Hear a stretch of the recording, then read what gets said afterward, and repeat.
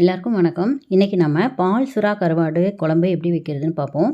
இது வந்து பால் சுறா அப்படின்னா வந்து தாய்மார்களுக்கு இந்த குழந்தைங்களுக்கு பால் கொடுக்குற தாய்மார்களுக்கு ரொம்ப பயனுள்ளதாக இருக்கும். இந்த கருவாட்டு குழம்பு வச்சு சாப்பிட்டா குழந்தைங்களுக்கு நிறைய பால் வரும்னு சொல்லுவாங்க. அதனால தான் இது பேரே வந்து பால் சுறா கருவாடு அப்படின்னு சொல்கிறது. இப்போ நம்ம இதான் இந்த பால் சுறா கருவாடுங்கிறது. இந்த கருவாட்டில் ஒரு தண்ணி ஊற்றி கழுவி எடுத்துக்கலாம். தோலோடு போடுறவங்களாலும் போடலாம், இல்லை தோலை பிச்சுட்டு போட்டாலும் போடலாம். தோலை பிச்சுட்டா கருவாடுலாம் அப்படியே கரைஞ்சி போன மாதிரி போயிடும். அதனால் அப்படியே தோலோடு நல்லா சுத்தமாக கழுவிட்டு போட்டுக்கலாம்.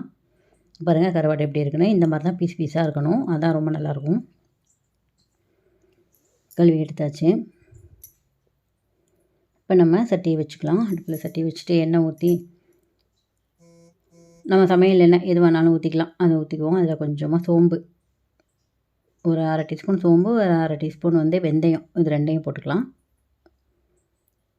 இந்த சின்ன வெங்காயத்தை நான் முழுசு முழுசாக தான் போட்டிருக்கேன். சின்ன சின்ன வெங்காயமாக இருக்கும். நல்லா ஒரு கை வெங்காயம் எடுத்துக்கலாம். அதை வந்து அப்படியே முழுசாகவே உரித்து அதையும் போட்டுக்கலாம். அதே போல் பூண்டு வந்து ரொம்ப நல்லது. இது வந்து குழந்தைங்களுக்கு பால் கொடுக்குறவங்களுக்கு நல்லா பால் ஊறுறதுக்கான தன்மை உண்டு இந்த பூண்டில். அதனால் பூண்டும் வந்து நல்லா ஒரு கை அளவுக்கு போட்டுக்கலாம். அது ரெண்டையும் ஃபஸ்ட்டு நல்லா வதக்கிடுங்க.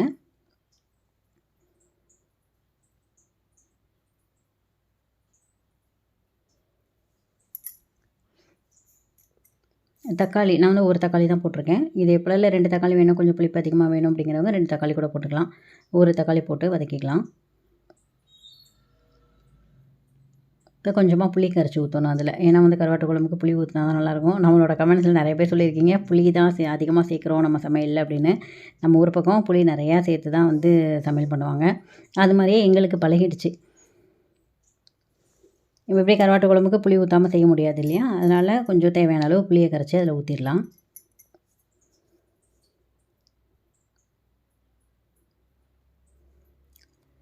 அந்த குழம்புக்கு தேவைக்கேற்ப உப்பையும் போட்டுக்கலாம். உப்பையும் போட்டு இதிலே வதக்கிடலாம் ஒன்றாவே.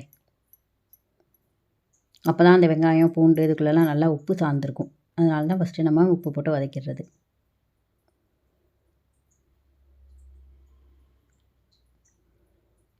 ரொம்ப சிம்பிளான குழம்பு தான். ஆனால் ரொம்ப நல்ல டேஸ்ட்டு அருமையாக இருக்கும். அதே போல் அந்த பால் கொடுக்குற தாய்மார்களுக்கு ரொம்ப பயனுள்ளதாக இருக்கும். இதில் ஒரு ஸ்பூன் மஞ்சத்தூள் போட்டுக்கலாம். ஒரு 3 ஸ்பூன் அளவுக்கு மிளகாத்தூள். இது வந்து வீட்டில் அரைச்ச மிளகாத்தூள் தான். மிளகாத்தூள், மல்லித்தூள் எல்லாம் கலந்தது இது. தானியங்கள், மிளகாய், மல்லி எல்லாம் கலந்துருக்கும் இல்லையா? அந்த மிளகாத்தூள் தான் போட்டிருக்கேன். நல்லா கொதிக்கட்டும். ஒரு கொதி வந்ததுக்கப்புறமேல் தான் கருவாடு போடணும்.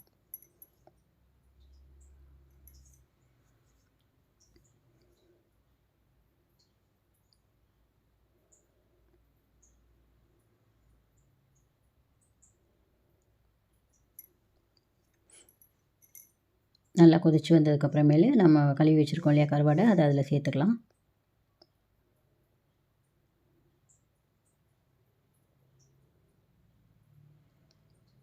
கருவாடு போட்டு நல்லா வெந்துருச்சு பாருங்கள்.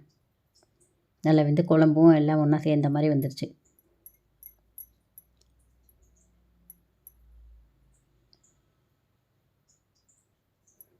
ஓகே, குழம்பு ஆஃப் பண்ணியாச்சு. குழம்பு ரெடி ஆகிடுச்சு.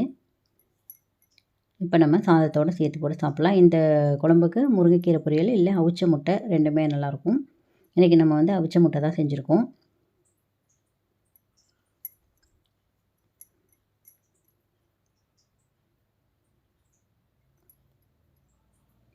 இந்த கருவாட்டு குழம்புக்கும் அவிச்ச முட்டைக்கும் காம்பினேஷன் ரொம்ப அருமையாக இருக்கும்.